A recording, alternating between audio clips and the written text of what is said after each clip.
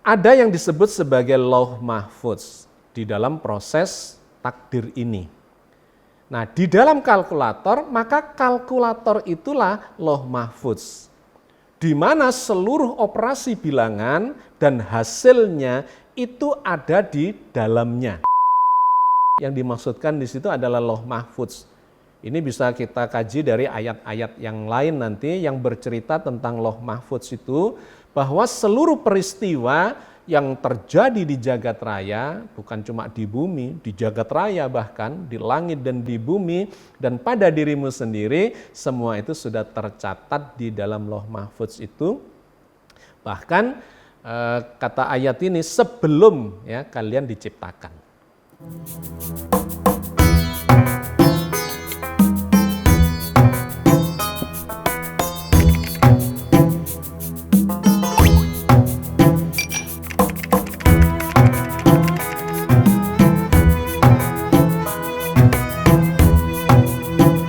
Assalamualaikum warahmatullahi wabarakatuh. Alhamdulillah wassalatu wassalamu ala Rasulillah, la haula wala quwata illa billah.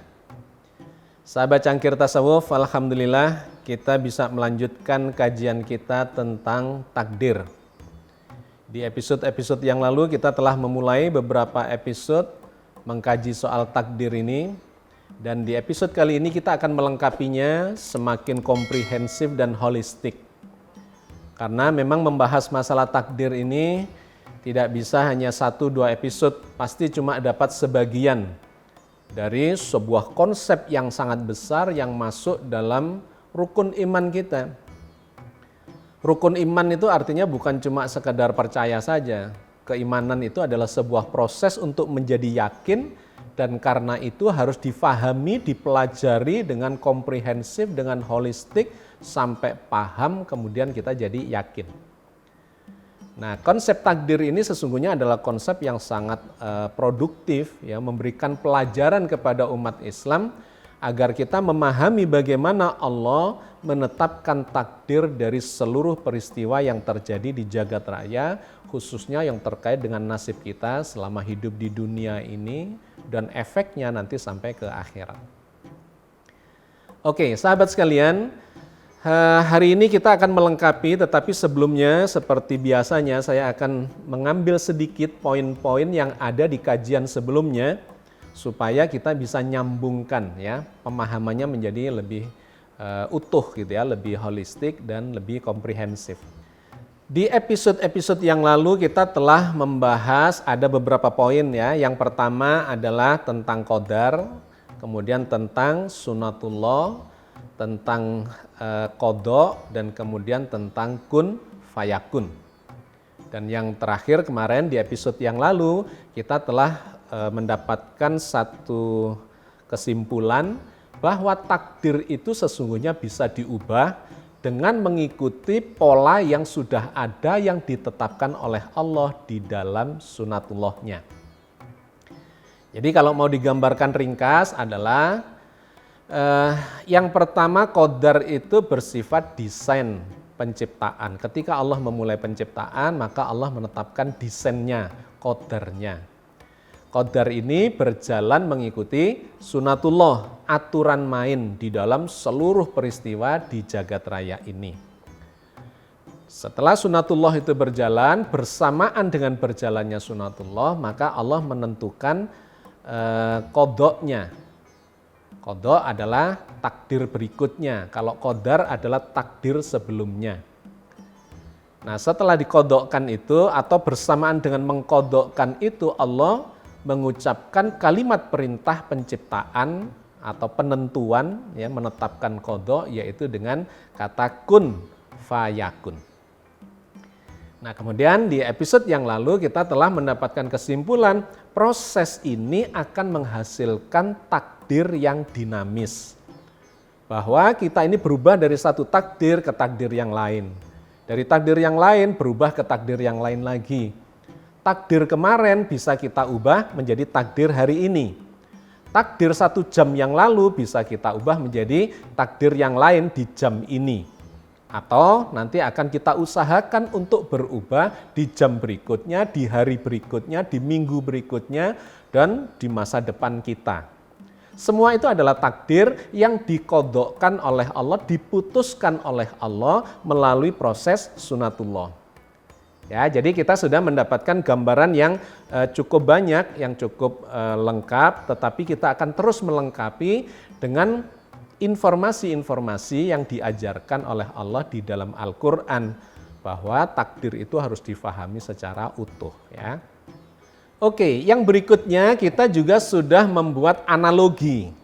Ya, analogi ini sangat penting untuk mempermudah imajinasi kita bahwa proses takdir dan ketentuan takdir itu bisa dianalogikan dengan kalkulator.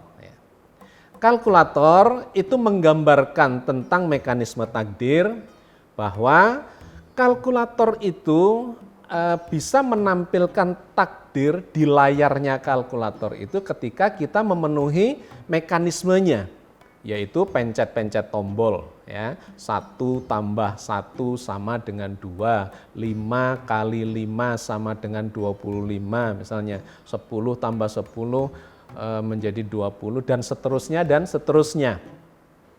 Kalkulator ini bisa menggambarkan sebuah kontradiksi ya di dalam Al-Quran yang dianggap itu kontroversial oleh beberapa kalangan, bahwa takdir itu bisa ditetapkan atau sudah ditetapkan sebelumnya sebagiannya, dan sebagian lagi akan ditetapkan oleh Allah berdasarkan proses yang berjalan, dan karena itu bisa diubah. Ya, kita sudah membahas itu. Bahwa takdir itu ditetapkan sebelumnya. Itu kalau di dalam kalkulator, hitung-hitungan matematika, ya seluruh hitung-hitungan matematika yang ada di dalam kalkulator itu sesungguhnya sudah ada sebelum kalkulatornya ada. Matematika dulu sudah ada lebih dulu dibandingkan dengan kalkulator. Kemudian ketika kalkulator itu diciptakan, maka hitung-hitungan matematika itu dirubah menjadi sebuah software, ya algoritmanya, gitu ya, dibentuk dalam sebuah software, kemudian software itu dimasukkan ke dalam kalkulator itu. Jadi software itu atau hitung-hitungan itu sudah ada sebelum kalkulatornya ada. Tapi ketika hitung-hitungan itu algoritmanya sudah dimasukkan ke dalam kalkulator, maka untuk menghasilkan takdir hitung-hitungan di situ, ya hasil penghitungan atau hasil operasi bilangan matematika, maka kita harus melakukan usaha di situ dengan cara memencet-mencet tombolnya. 1 tambah 1, 5 kali 5, 10 kurangi 5, atau integral, diferensial, faktorial, algoritma, atau apapun. Dengan melakukan usaha di kalkulator itu, maka akan keluar takdirnya. Kalau kemudian kalkulator, ya analogi kalkulator ini kita kaitkan dengan qadar, dengan sunatullah, dengan qada, dengan kun, dan apa yang telah kita bahas itu, maka kita akan mendapatkan formulasi atau analogi yang begini. Qadar di dalam kalkulator ini ibaratnya adalah desain penciptaan dari si kalkulator itu. Desainnya itu sudah dibikin sebelum kalkulatornya ada, ya. Bahwa kalkulator ini harus kalkulator dagang atau kalkulator scientific, ya bisa macam-macam. Ada beberapa jenis kalkulator, yang paling sederhana adalah kalkulator untuk dagang, ya hanya tambah, bagi, kurang dan seterusnya semacam itu perkalian. Tetapi kalau kalkulator itu adalah kalkulator scientific, ya lebih komplit, ada operasi bilangan untuk diferensial, ada integral, ada faktorial dan sebagainya dan sebagainya. Desain itu adalah qadar. Kemudian desain itu dioperasionalkan dalam bentuk algoritma. Ya, algoritma adalah rumusan matematika di mana kalau kita melakukan ini hasilnya akan ini. Kalau melakukan itu hasilnya itu. Begini hasilnya begini, begitu hasilnya begitu, ya. Jadi algoritma. Algoritma itulah yang kemudian menjadi rujukan dari seluruh operasi bilangan yang dikenakan pada si kalkulator itu. Bahwa 1 tambah 1 sama dengan 2, tidak bisa lain. Kecuali basis bilangannya berbeda. 1 Tapi kalau basis 10 ya, 1 tambah 1 sama dengan 2, 5 tambah 5 sama dengan 10, ya 5 kali 5 25 dan seterusnya. Itu dibikin atau diformulasikan dalam bentuk algoritma. Nah, algoritma itu adalah sunatullah. Ya, jadi ada desain itu qadar, algoritmanya adalah sunatullah. Kemudian pencet-pencet tombol kalkulator itu adalah usaha. Kalau kita tidak melakukan usaha terhadap takdir kita, ya nggak keluar hasilnya begitu. Atau hasilnya sama dengan yang sebelumnya. Nah, dengan usaha itu maka kita akan mengubah kondisi dari kalkulator itu sehingga melalui sunatullahnya atau melalui algoritmanya akan menghasilkan takdir ya, hasil, di mana hasil itu adalah qadha.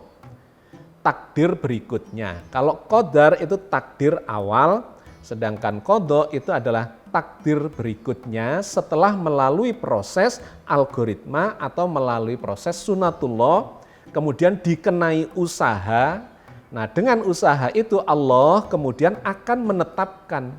Qadha itu adalah ketetapan Allah, bukan ketetapan kita. Kita tidak bisa menetapkan, tidak selalu bisa mendapatkan apa yang kita maui. Tetapi Allah mendorong kita untuk melakukan usaha. Ya, ini sudah kita bahas di episode yang sebelumnya, di mana Allah mengatakan Allah tidak akan mengubah kondisi suatu kaum sampai seseorang itu melakukan, ya, atau orang-orang yang di dalamnya melakukan perubahan atas kondisinya. Innallaha la yughayyiru ma biqaumin hatta yughayyiru ma bi anfusihim. Jadi pencet-pencet tombol itu adalah usaha. Kemudian Allah menentukan qadha-nya, menetapkan takdir berikutnya. Pantasnya dapat apa nih gitu ya. Itu Allah melihat, mengevaluasi, oh pantasnya dapat ini dikasih ini. Pantasnya dapat itu dikasih itu. Pantasnya dapat rezeki dikasih rezeki. Pantasnya dapat jodoh dikasih jodoh. Pantasnya meninggal dunia karena memang sudah selesai semua ya, segala syaratnya sudah terpenuhi untuk meninggal, maka diqadhakan meninggal dunia. Qadha adalah hasil. Kalau dalam kalkulator operasi bilangan kemudian kita pencet sama dengan ya kun fayakun, keluarlah hasilnya, qadha-nya atau takdir berikutnya. Oke ya. Jadi kita sudah dapat gambaran lebih komplit sekarang. Nah, kita beranjak sekarang, progres maju lagi. Ada yang disebut sebagai lauh mahfuz di dalam proses takdir ini. Nah, di dalam kalkulator, maka kalkulator itulah lauh mahfuz, di mana seluruh operasi bilangan dan hasilnya itu ada di dalamnya. Ini belasan ayat Allah bercerita di dalam Al-Quran, ada yang namanya kitab yang terpelihara. Ya.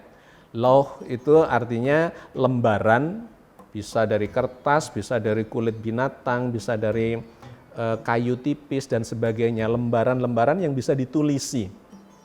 Lauh mahfuz, mahfuz itu artinya terpelihara. Jadi kitab atau lembaran-lembaran yang berisi catatan-catatan yang terpelihara. Itulah yang digambarkan Allah sebagai lauh mahfuz. Dalam analogi kalkulator itu, maka kalkulator itu bisa dianalogikan sebagai lauh mahfuz atau lauh mahfuz itu dianalogikan sebagai kalkulator. Di mana di dalamnya itu ada algoritmanya, ada sunatullahnya. Yang ketika kita melakukan usaha tertentu, maka akan berjalan mengikuti sunatullah atau algoritma itu, sehingga Allah akan menetapkan qadha-nya, menetapkan takdir berikutnya yang mengubah qadar sebelumnya ya menjadi qadha. Dua-duanya adalah ketetapan dan semuanya yang menetapkan itu Allah. Karena itu kita sering mendengar manusia berusaha, Allah yang menetapkan, bukan kita yang menentukan hasil, tetapi Allah lah yang menentukan hasil. Oke. Nah, maka saya mencoba mengkaitkan dengan informasi-informasi di dalam Al-Quran. Salah satu ayat yang sudah kita baca dan sudah kita kaji di episode yang sebelumnya adalah surat Al-Hadid ayat 22. Di mana di dalamnya bercerita tentang ketetapan Allah sekaligus tentang kitab. Ya, kitab yang dimaksudkan di situ adalah Lauh Mahfudz itu. A'udzubillahi minasyaitonirrajim. Bismillahirrahmanirrahim. Ma asaba min musibatin fil ardi wala fi anfusikum illa fi kitabim min qabli an nabra'aha inna dzalika 'alallahi yasir. Tidak ada suatu bencana pun yang menimpa di bumi dan tidak pula pada dirimu sendiri melainkan telah tertulis di dalam kitab, yaitu Lauh Mahfudz. Sebelum kami menciptakannya, sesungguhnya yang demikian itu adalah mudah bagi Allah. Sahabat sekalian, kitab yang digambarkan oleh ayat ini adalah menunjuk kepada Lauh Mahfudz.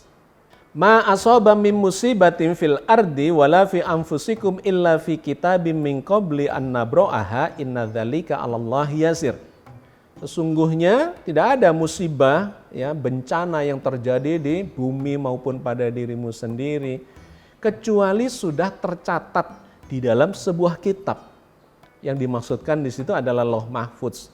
Ini bisa kita kaji dari ayat-ayat yang lain nanti yang bercerita tentang Lauh Mahfudz itu, bahwa seluruh peristiwa yang terjadi di jagat raya, bukan cuma di bumi, di jagat raya bahkan, di langit dan di bumi, dan pada dirimu sendiri, semua itu sudah tercatat di dalam Lauh Mahfudz itu.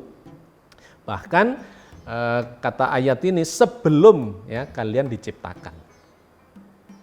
Sahabat sekalian, Lauh Mahfudz adalah sebuah kitab catatan di seluruh jagat raya ini yang mencatat perbuatan apapun, peristiwa apapun, dulu, sekarang, bahkan nanti, itu semuanya sudah ada di dalam Lauh Mahfudz itu. Ibaratnya kalkulator. Meskipun operasi bilangan itu belum dilakukan, di dalam kalkulator itu sudah ada jawabannya, bahwa 5 kali 5 itu sama dengan 25. Bahwa 100 dibagi 10 itu sama dengan 10. Sudah ada jawabannya di sana. Kenapa? Karena memang kalkulator itu adalah ibaratnya Lauh Mahfudz yang berisi seluruh jawaban atas apa yang bakal terjadi, ya, operasi bilangan yang bakal terjadi yang dikenakan kepada kalkulator itu. Di sana sudah ada algoritmanya. Kalau begini akan begini, kalau begitu akan begitu. Sama, Lauh Mahfudz itu berisi segala macam jawaban dan catatan, ya, atas peristiwa yang sudah terjadi, sedang terjadi maupun akan terjadi. Jawabannya akan ditemukan di sana, diperoleh dari sana. Tetapi untuk keluar menjadi sesuatu yang nyata, maka itu akan berproses mengikuti sunatullahnya. Ada algoritmanya, ada usaha yang harus dikenakan di situ. Dan kemudian Allah akan menetapkan qadha-nya dengan mengatakan kun fayakun, jadilah. Maka jadilah apa yang dikehendaki oleh Allah itu. Di ayat yang berbeda dalam surat An-Naml ayat 75, Allah menceritakan bahwa segala yang nyata maupun yang gaib, ya, di langit dan di bumi, dimanapun di seluruh jagat raya ini, bahkan di langit pertama sampai langit yang ketujuh, itu semuanya ada di dalam Lauh Mahfudz itu. Karena memang ini adalah kitab yang nyata. Kenyataan, seluruh fakta, seluruh peristiwa itu ada di dalamnya. Bahkan termasuk yang gaib, ya. Ini menarik ayat yang berikut ini, ya, surat An-Naml ayat 75 itu menarik karena menyandingkan antara sesuatu yang gaib dengan sesuatu yang nyata. Bahwa yang gaib itu nyata. Bukan hanya yang syahadah yang nyata itu, tetapi yang gaib itu pun adalah sesuatu yang nyata. Wa ma min ghaibatin fis sama'i wal ardi illa fi kitabim mubin. Tidak ada sesuatu pun yang gaib di langit dan di bumi, melainkan terdapat di dalam kitab yang nyata, yaitu Lauh Mahfudz. Jadi ayat ini memberikan penegasan kepada kita bahwa tidak ada sesuatu pun, ya, di jagat raya ini kecuali semuanya termaktub di dalam kitab yang nyata. Kitab yang nyata itu memuat seluruh kenyataan, seluruh fakta. Sehingga ada di ayat yang berbeda lagi digambarkan yang di langit, yang di bumi, yang masuk ke dalam bumi, yang datang dari langit, ada yang kecil, ada yang besar dan sebagainya. Di dalam kegelapan, di dalam terang, semuanya itu berada di dalam Lauh Mahfudz. Jadi begitu banyaknya Allah menceritakan tentang Lauhul Mahfudz ya dalam belasan ayat yang menceritakan bahwa Lauh Mahfudz adalah seluruh catatan peristiwa di jagat raya yang belum terjadi, yang sedang terjadi maupun yang sudah terjadi. Bahkan jejak sejarah ya orang-orang zaman dahulu, jejak sejarahnya terekam itu di jagat raya ini, terekam di dalam realitas kehidupan ini yang kemudian kita gambarkan atau digambarkan oleh Allah sebagai kitab yang nyata yang mencatat seluruh peristiwa itu. Setiap perbuatan kita itu sesungguhnya terekam oleh alam sekitar kita. Bahkan terekam di dalam otak kita sebagai memori, ya, itu adalah bagian dari mekanisme Lauh Mahfudz itu. Di dalam otak kita. Sebagian lagi terekam di dalam DNA kita. Ya, memori kita itu bisa mengingat kejadian 10 tahun yang lalu, ya masih terekam di otak kita. Kita masih ingat kita melakukan sesuatu. Atau mungkin sebagiannya sudah lupa. Tapi bukan berarti tidak terekam. Itu terekam mengendap di bawah sadar kita. Cuman alam sadar kita tidak mampu mengingat itu.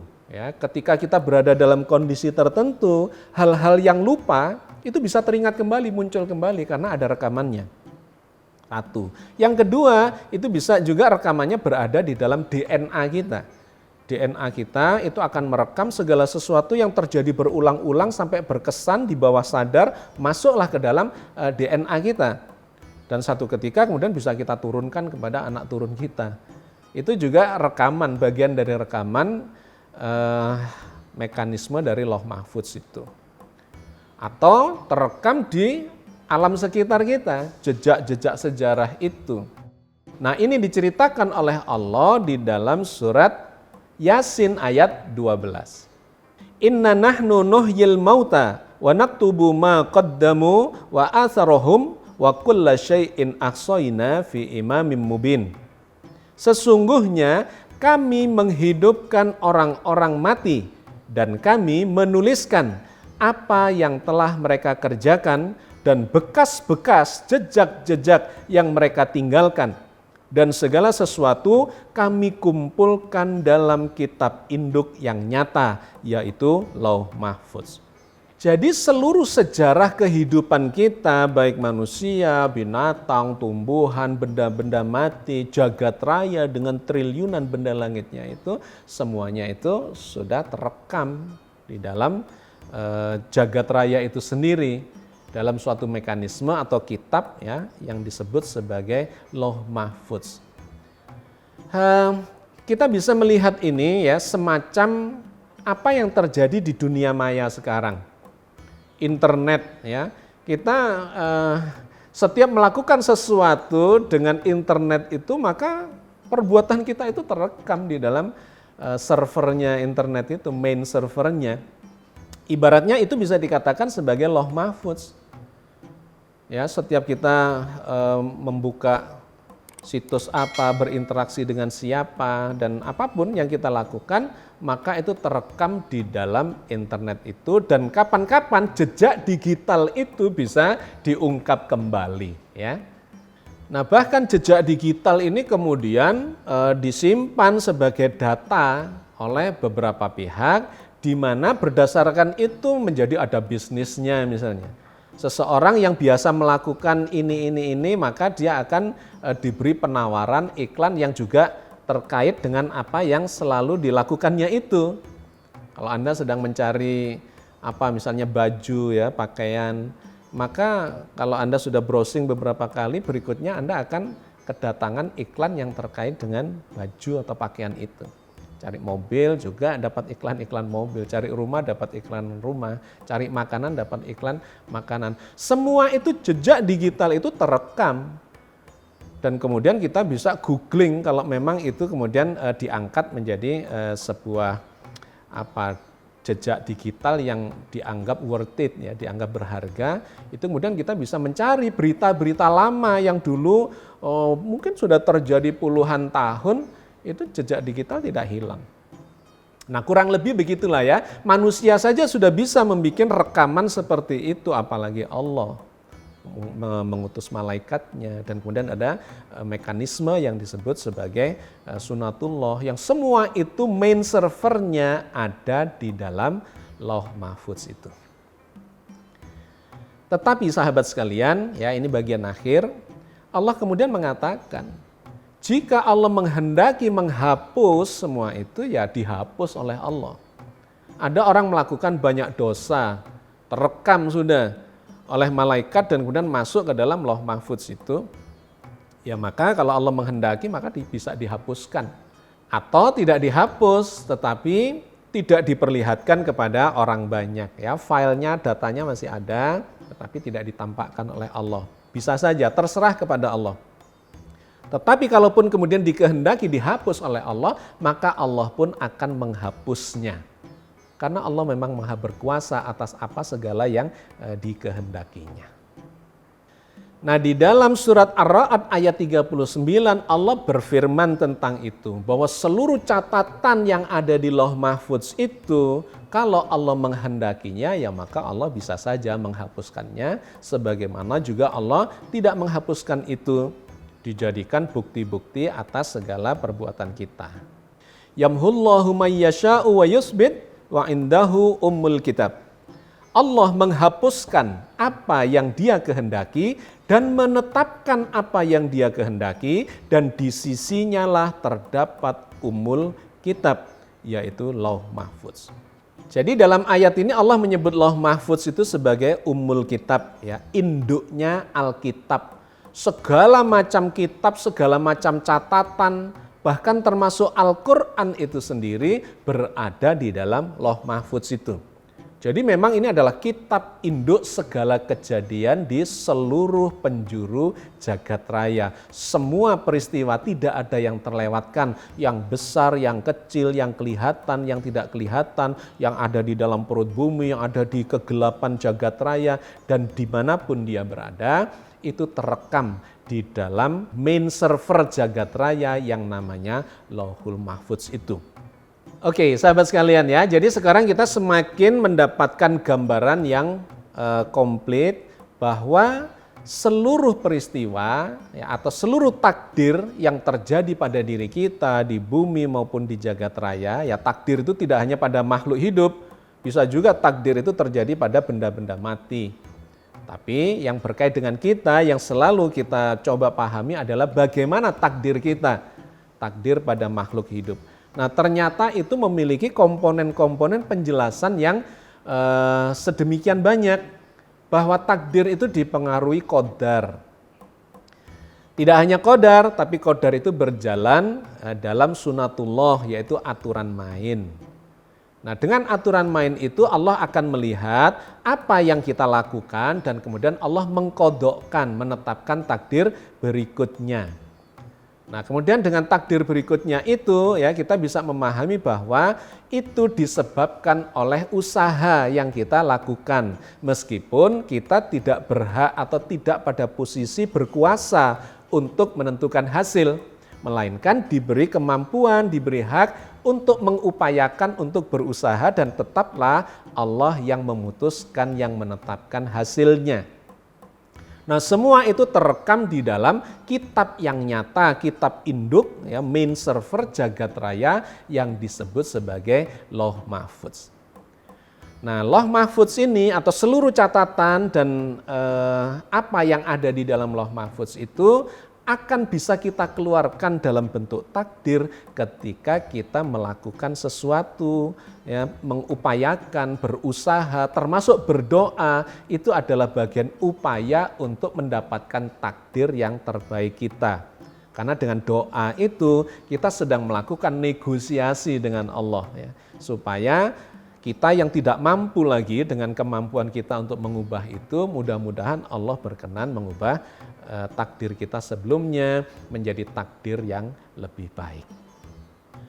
Oke, jadi Saya cukupkan sampai di sini, sahabat sekalian, kajian kita tentang takdir ini, di mana kita sudah menambahkan komponen-komponen, variabel-variabel tentang takdir itu, yaitu pada kesempatan kali ini dengan membahas Lauh Mahfudz. Ibarat kalkulator, ya itulah kalkulator yang menyimpan seluruh jawaban atas takdir-takdir yang sedang kita usahakan untuk kita dapatkan yang lebih baik itu. Mudah-mudahan Allah memberikan rahmat dan berkah kepada kita semua dan membimbing kita memahami konsep takdir ini sehingga kita bisa menerapkan dalam kehidupan ini, dan mudah-mudahan Allah sedang menyiapkan takdir yang lebih baik ke masa depan kita semuanya. Amin ya rabbal alamin. Assalamualaikum warahmatullahi wabarakatuh.